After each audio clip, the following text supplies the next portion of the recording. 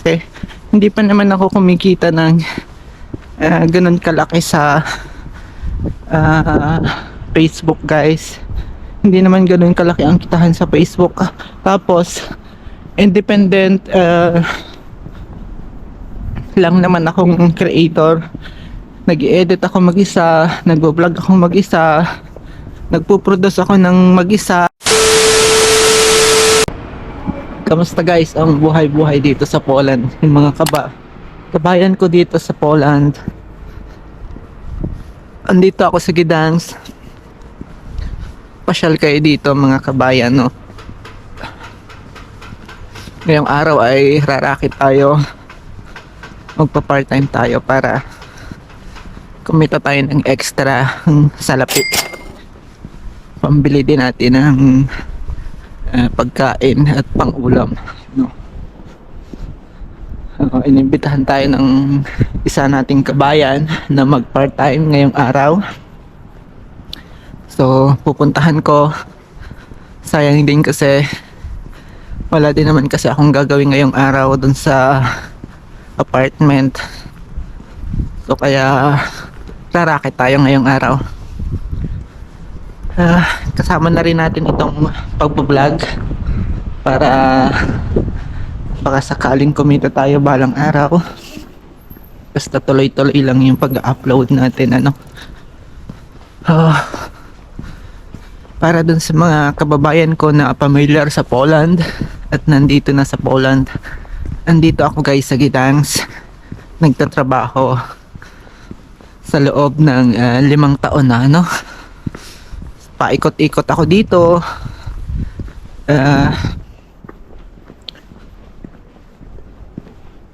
Kumbaga sa ulo ko na yung tagusan or yung daanan dito na kahit tourist attraction to.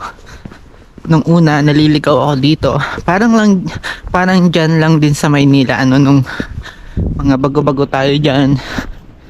Hindi natin alam kung saan tayo papasok or lalabas.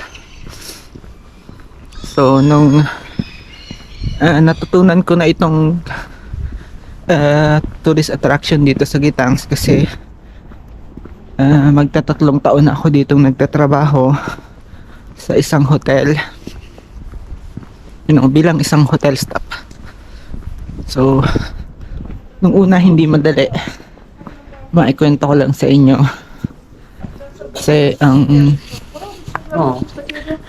mga ano ng lokal na tao ay syempre susubukan kanyan muna sa una, pero mababait naman sila guys, ano, kasi mga Catholic religious din naman sila.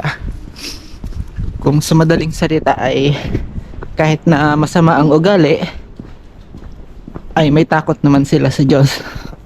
Yun yung pinupunto ko.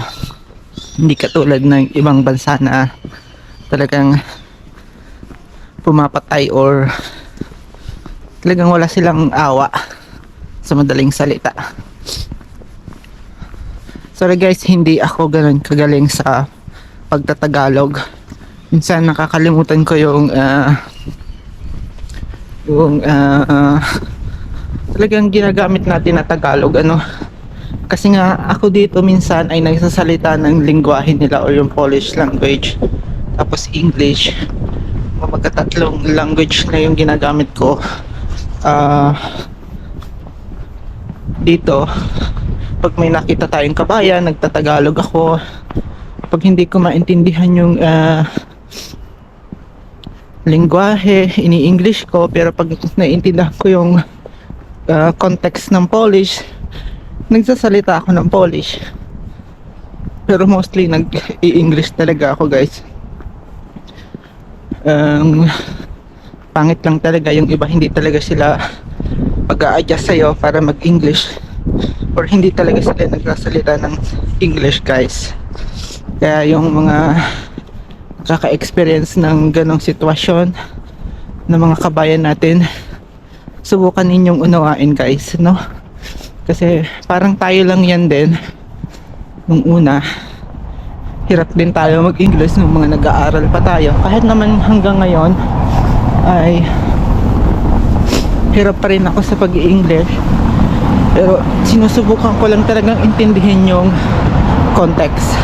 Yun yung pinakang magandang pwede nating i-apply sa ngayon.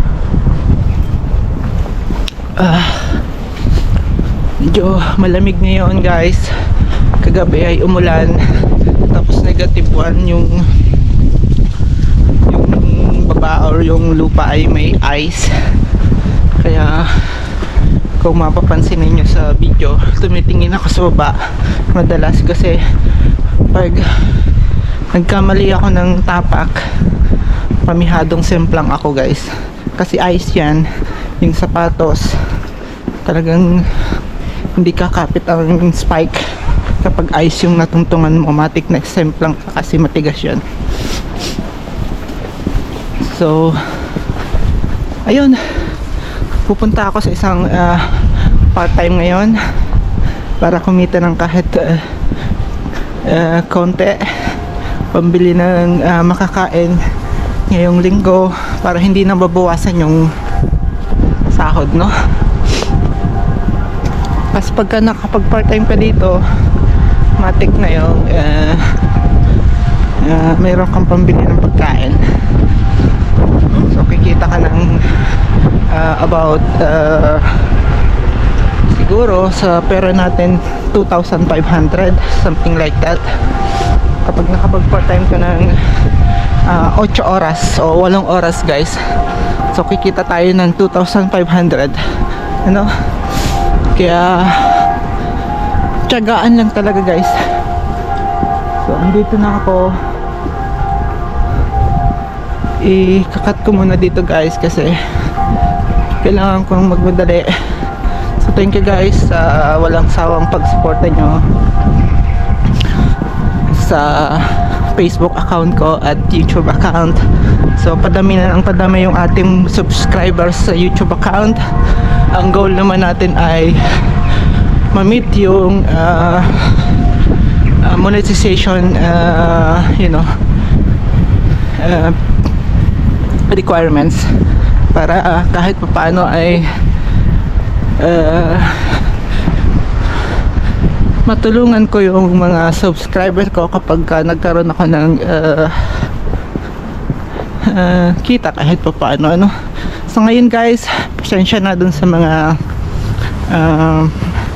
followers ko at sa mga subscriber, kasi hindi pa naman ako kumikita ng ganun kalaki sa Facebook guys. Hindi naman ganun kalaki ang kitahan sa Facebook. Tapos independent lang naman akong creator. Nag-edit ako mag-isa, nag-vlog ako mag-isa, nagpo-produce ako ng mag-isa ng aking video. Kaya wag sana kayong mag-expect na ganun kalaki yung kinikita ko sa pagko-content. Kasi yung iba guys, malaki ang kita niyan kasi meron silang producer at group. Ako independent lang ako. Yung video ko, kinakat-cut ko lang yan, ini-edit ko lang yung mga maling salita para kahit papaano ay makapag upload ako or maipakita ko sa inyo yung ganda dito sa Poland, o yung lugar ng Poland. Maniwala kayo guys, ang Poland ay safety. Halos lahat ng tao dito ay alam ang batas, kaya yung mga politics dito ay hindi sila magamit sa madaling salita. Kaya gusto ko itong bansang ito. Natututo ako kahit paano, nagkakaroon ako ng kaunting kaalaman para na rin sa protection ko sa sarili ko guys. So hanggang dito muna guys. Maraming salamat sa inyo. Happy Sunday dito. Trabaho pa rin si Kabayan, kita para kumita ng kaunting salapi. And thank you so much guys. Have a nice Sunday.